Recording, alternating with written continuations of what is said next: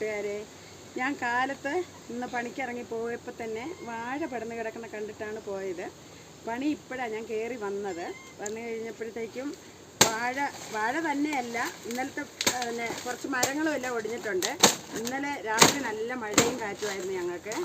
അതുകൊണ്ട് വാഴ പടർന്ന് കിടക്കുന്ന പ്രകൃതി ദുരന്തമല്ലേ, എല്ലാം കാറ്റും മഴയും ഒക്കെ ആയിട്ട്. ഇനി എന്തൊക്കെ നാശനഷ്ടം ഉണ്ടാകുമെന്നൊന്നും അറിയില്ല.